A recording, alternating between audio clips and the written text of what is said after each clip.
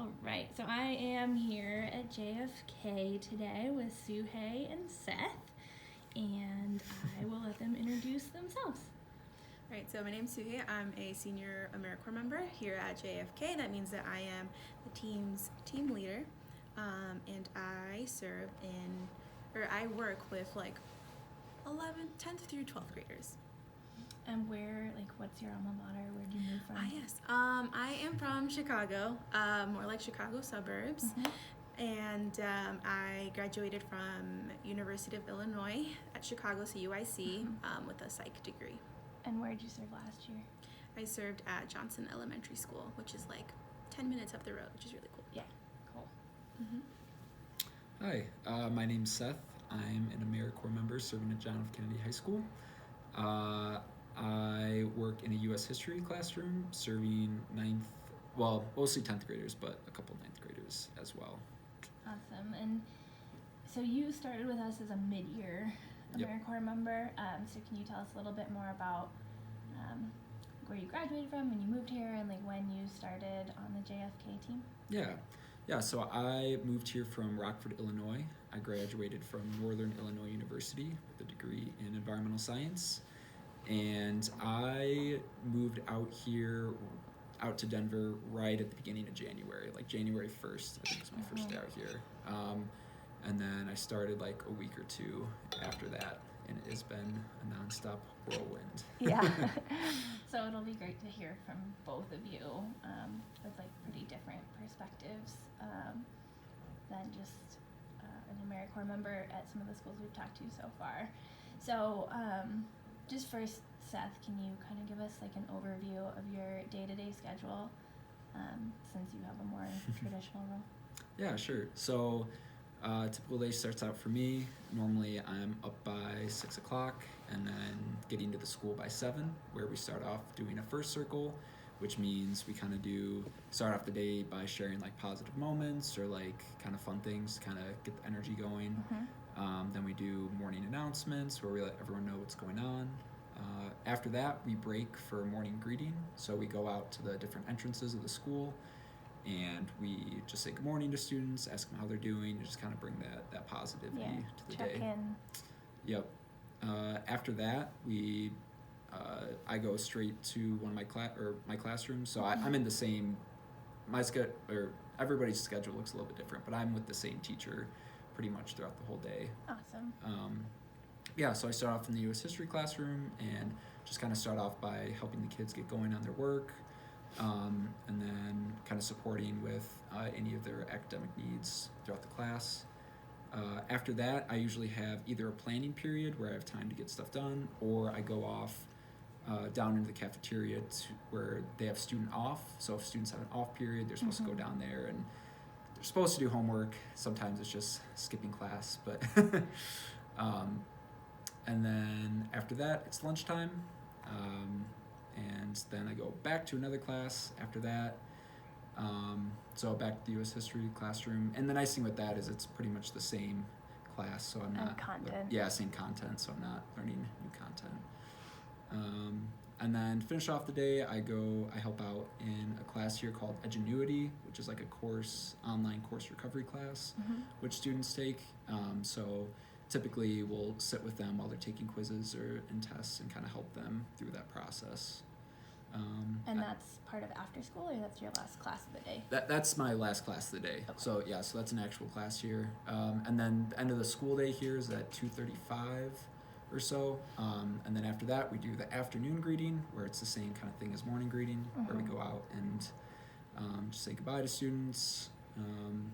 And then after that is when we start our tutoring and after school activities. So from 3 to 4 we do our after school tutoring, and right now we're trying to implement some clubs here as well. So I think we're going to do a board game and a music appreciation club as well. That'll be for our after school time. Cool. And we had our director and your supervisor came in, but we missed him. Yeah. And then what time do you final circle? Then we final circle around 4:45, 4:50. So in between that time, we just have general get stuff done time. So whatever projects we have to do, we work on those. Cool. So Sujey, I know you have something to talk about, and Seth, chime in whenever you want to, but what makes JFK unique, or anything about your roles that are unique this year? One of the things that makes JFK unique in regards to how it impacts the ACM role is that we are supporting those credit recovery classes called Edgenuity. That's why I work with 10th through 12th graders instead of like the traditional 9th, sometimes 10th graders, because I didn't have the other standard like academic classrooms.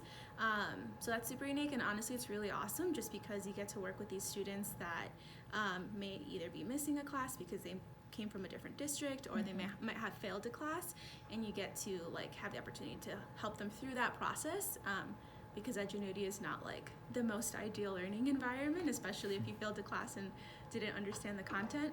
But yeah, we support those classes throughout the day, and it's a pretty cool experience to be in a more like chill environment with the students and have a little bit of free time in there as well, in their like computer breaks, and just get to know them and be exposed to all kinds of material, because they make up gym classes there, our PE classes, they make up like financial classes, math, science, and all of the other regular classes as well. Anything else you want to add, Seth? I think one thing that I've really enjoyed about JFK is really the sense of community here, especially between the students. Like, even though it's a pretty big school, I think it's like over 900 kids, but the school is pretty yeah, huge. especially compared to the high school I came from. But everyone here just kind of seems to know each other and like really genuinely seem to like each other, and like everyone just kind of has like their own place to be here. So yeah. Awesome. Agreed. And then, service is difficult. So if you could share about like any challenges that you've kind of worked to overcome this year, or anything you're working through, kind of what's been hard. Well, for me, as a team leader, SEM, for me, what's been challenging is balancing and handling all of those different roles. Already as a core member, you have sometimes several different roles or like hats within your team. Besides just being like a mentor and tutor to your students, you also do other things that just help our team kind of function and move through the year. Coordinator roles and all that fun stuff. So for me, as a team leader, senior core member, I kind of get added on like another 3 hats or roles that really set me up for supporting my team and also supporting the whole core. And what those look like is like committees where you're helping with civic engagement, which is creating extra service opportunities for core members. You can also be in a committee called the Core Experience Committee, where you're creating like events and initiatives that support the core experience and just kind of help everyone like have fun and have a better year. And then we also just like go through other things and like learn other different ways in which we can support our team. Nice. I think my biggest challenge so far has been a little bit more on like the student like academic side of things, mainly because I've had to learn kind of how to deal with some of the rejection that students give, especially like either or like whether it's when you try to like socially interact with you or with them, they might kind of just like not act that interested, or if you like try to help them academically, there can always be some sort of pushback from that as well. So just trust and relationship building takes a long time. Yeah, it takes a long time, and I found that like the main thing you got to do is just keep at it, keep being persistent, like, and just keep coming back to them no matter how much they try to push you away. Just like keep showing that you're going to be someone that's going to show up for them. Right. And Not eventually, take that's the other thing. Don't take it personally, because it's really not you at all. The other thing I found to help with that a lot is getting help and support from your teammates as well. They're a really big asset in like helping answer questions that I've had, especially me coming in as a mid-year. like they've already had a lot of time dealing with a lot of different situations, so they've been able to give really good advice and support and helping with that kind of stuff. Yeah, that's awesome. And you guys could say hi. It's a cool thing to be in here. This is our impact director. Hey. And Darius is the impact manager at JFK. So don't worry, it's okay. So on the flip side of that, kind of what's been like your favorite memories or experiences so far in your service? I think one of my favorite memories was probably our double team day.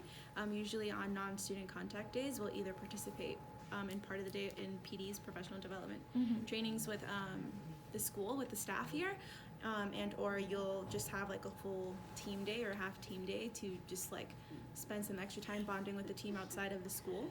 And for one of them, we did hiking at Dinosaur Ridge, and the next day we made homemade pizzas and watched movies at one of our teammates' house. So that was really cool. I think for me, kind of like, it kind of goes along with my challenge actually. On the flip side of it is like, one of the really cool experiences is when you do have that breakthrough with a student where they finally start to realize, oh, I can trust this person. And they start to like treat you more as like a friend or like as a mentor sort of thing. Yeah. So that's always been really cool, because then it really opens up a lot more possibilities to help them out academically and like socially and emotionally as well. Yeah. Cool. And then just to wrap it up, like what do you think is important for people to know ahead of time, or what advice do you wish you'd received before you started? For me, I think it is taking advantage of all of those like get to know you opportunities that you have at the beginning of the year, whether it's connecting to people with Slack or going to the events that City Year might throw for you to get to know others, or creating like a big group meet so that y'all can like hang out outside as well. I know last year I didn't really like fully take advantage of that, and it definitely like suddenly like October hit and everyone's friends and knows who they're hanging out with, and I'm just like, okay, hi, I'm over here, you can invite me too. So I'd say definitely like get that take those opportunities to get to know each other, because some of y'all will become super close and maybe lifelong friends. Yep. And then For also sure. outside of that, take time to like explore and like just like find your people in Denver, whether that's City Year people or people outside of City Year through maybe social media or like Facebook groups, or just by going out and seeing what's out there.